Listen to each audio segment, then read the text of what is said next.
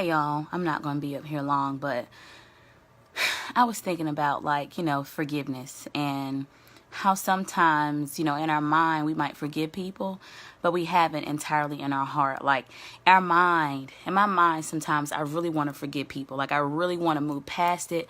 I really want to be like, yes, we're best friends, or yes, everything is peaches and cream, or yeah, and then sometimes when I'm around them, my heart seems to be hardened. I just feel so frustrated, and then I just start having all these negative thoughts, and I become so ill.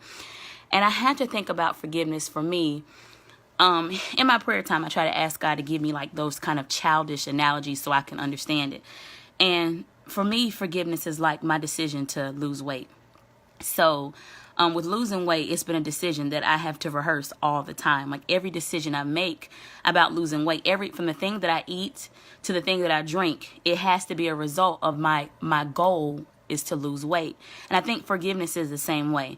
Ultimately, we want to forgive because we want to feel better, because holding a grudge against someone is a burden. It's hard to have to remember to hate that person that you're angry, and every time you see them you remember everything they've said or done to you. That's hard. And so just like losing weight, everything that I do is based around the choice to be healthy, everything.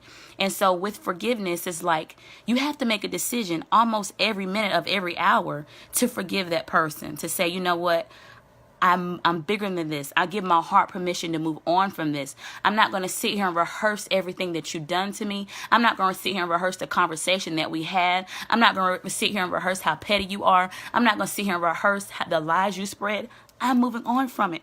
Forgiveness for me it takes work every single day. And so I'm sharing this because I don't want you to feel bad about not being able to forgive people immediately. Because forgiveness is not magical. It's not something happens and all of a sudden you just decide that you want to forgive, or it's just everything goes away. You have to rehearse it.